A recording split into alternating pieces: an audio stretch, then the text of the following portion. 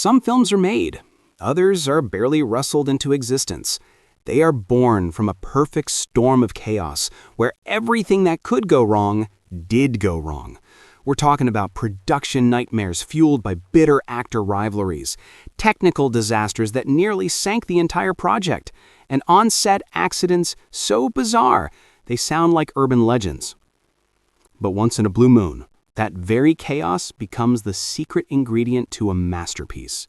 And no film proves that better than the 1975 classic that made an entire generation afraid to go in the water: Jaws. Today, we're diving deep into 12 bizarre and unbelievable facts about the making of this cinematic legend. From a mechanical shark that refused to perform to a real-life shark that rewrote the script on the spot. This production was a true battle between man, machine, and nature itself. So grab your life vests and buckle up. This is the story you never knew. Number 1. The star that never worked. Every movie needs a star, but what happens when your lead actor is a 25-foot mechanical monster with a serious attitude problem?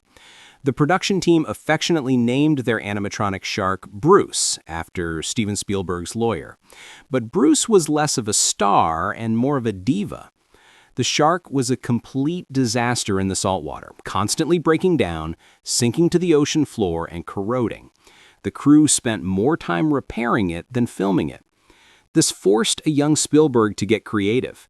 He could only hint at the shark's presence for most of the film, a fin here, a shadow there.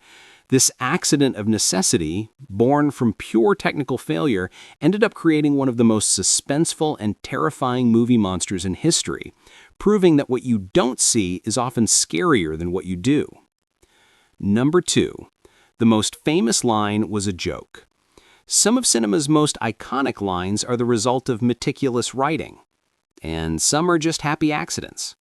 When Police Chief Brody gets his first good look at the shark, he backs into the cabin and mutters, "You're going to need a bigger boat." That line wasn't in the script. It was an ad-lib by actor Roy Scheider. It had become a running joke on set among the cast and crew, who were constantly complaining about the small, inadequate support boats they were working with. Scheider threw it in during the take, and Spielberg, recognizing its perfect understated brilliance, kept it in. The line perfectly captured the sheer terror and disbelief of the moment, becoming an all-time classic. Number 3. The on-screen hatred was real. The simmering animosity between the gruff, old-school fisherman Quint and the book-smart oceanographer Hooper feels incredibly raw and authentic. That's because it was. Actors Robert Shaw and Richard Dreyfuss genuinely could not stand each other off camera. Shaw, a seasoned and often intimidating stage actor, would constantly needle and provoke Dreyfuss. Instead of trying to make peace, Spielberg secretly encouraged their real-life tension, believing it would translate into more powerful performances. He was right.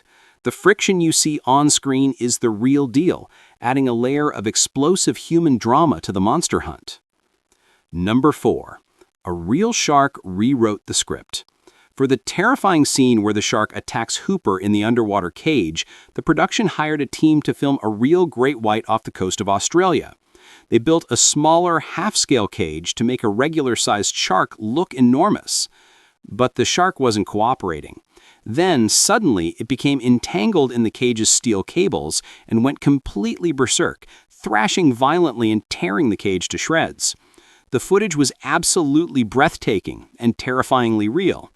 It was so spectacular, in fact, that the script was immediately rewritten. Originally, Hooper was supposed to die in the attack, but the footage was too good to waste, and nobody would believe a man could possibly survive that onslaught. So, Hooper lived. Number 5. The sinking ship wasn't acting.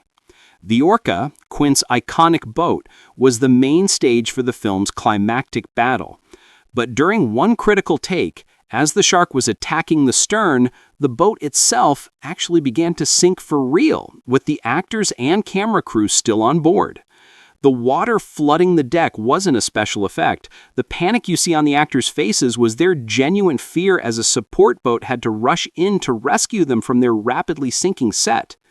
It was yet another moment where the film's production chaos bled directly onto the screen. Number 6. Spielberg thought the theme was a joke. Dun dun, dun dun, theme plays softly. It's one of the most recognizable and terrifying musical themes in film history. 2 notes. That's it. But when composer John Williams first played it on a piano for Steven Spielberg, the director started laughing. He genuinely thought Williams was pulling a prank. He had been expecting something grand and sweeping.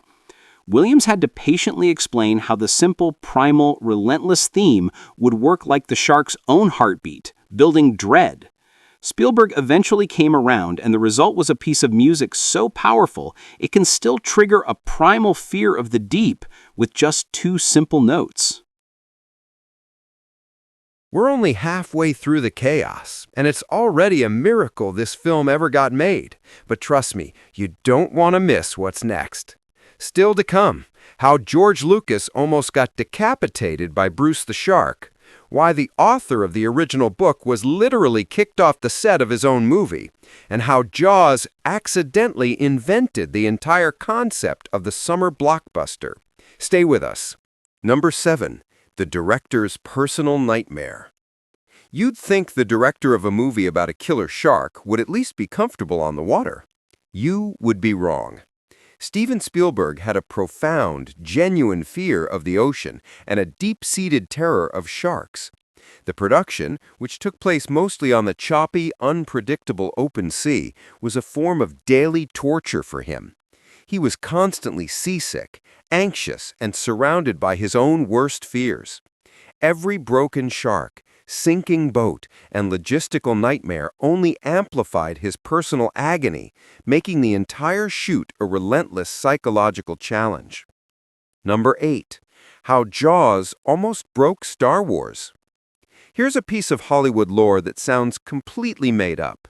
During a friendly visit to the set, a pre-Star Wars George Lucas was inspecting the infamous mechanical shark. As a joke, he stuck his head inside Bruce's mouth. Spielberg, playing along, playfully closed the jaws. But then the controls short-circuited. The jaws wouldn't open. For a few panicked moments, George Lucas was trapped. The crew frantically worked to pry the shark's mouth open, terrified they had just broken both their multi-million-dollar prop and the future director of Star Wars. Number 9. The author was kicked off set. You write a best-selling novel, Hollywood buys the rights, and they even hire you to write the screenplay. It's a dream come true, right? Not for Peter Benchley, the author of Jaws. While he wrote the initial drafts, Spielberg wanted a more explosive Hollywood-style ending than the one in the book. Benchley hated the new finale, where the shark explodes.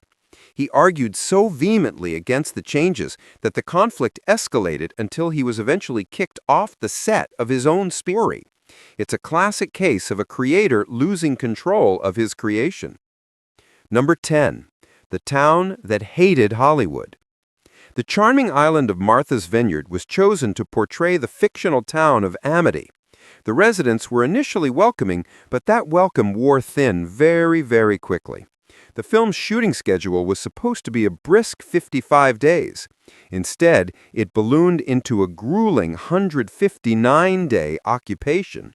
The massive production snarled traffic, disrupted local businesses during their peak tourist season, and generally turned the peaceful island into a chaotic movie set. By the end, the locals were more than happy to see Hollywood pack up and leave. Number 11. The real-life Quint. The character of Quint, the grizzled, obsessive shark hunter, seems almost too wild to be true. But he was heavily inspired by a very real and very eccentric fisherman named Frank Mundus. Mundus was a legend in Montauk, New York, famous for his daredevil shark hunting techniques. In 1964, he cemented his legacy by catching a truly colossal 4,530-pound great white shark using little more than a harpoon and barrels, an exploit that directly inspired Quint's chilling monologue in the film. The movie's most larger-than-life character was in fact rooted in a real-life sea dog. Number 12, the film that accidentally invented summer. Before 1975, summer was considered the dumping ground for movies, a dead zone where studios released films they had little faith in. Serious, important films came out in the fall or winter. Then came Jaws. Its release in June of 1975 was accompanied by an unprecedented national television marketing campaign. The result was a cultural phenomenon. Lines wrapped around blocks, and the film shattered every box office record that existed. Its massive, unexpected success single-handedly created the concept of the summer blockbuster, changing the entire business model of Hollywood forever. So there you have it, a movie that was born from a constantly sinking shark, fueled by the genuine animosity between its actors, and literally rewritten on the fly by a real great white. The making of Jaws was a perfect storm of technical failure and sheer dumb luck. And yet, it's that very chaos that forged it into one of the greatest thrillers of all time. It's a testament to the fact that sometimes true movie magic isn't planned in a boardroom, it's discovered in the middle of a disaster. What do you think? Which of these facts shocked you the most? Was it the fact that a real shark attack forced a complete rewrite of the script? Or that George Lucas nearly got his head stuck in Bruce's jaws? Let us know in the comments below. And for more untold stories from behind the movies you thought you knew, make sure to hit that subscribe button and join us here at the Retrospectacle.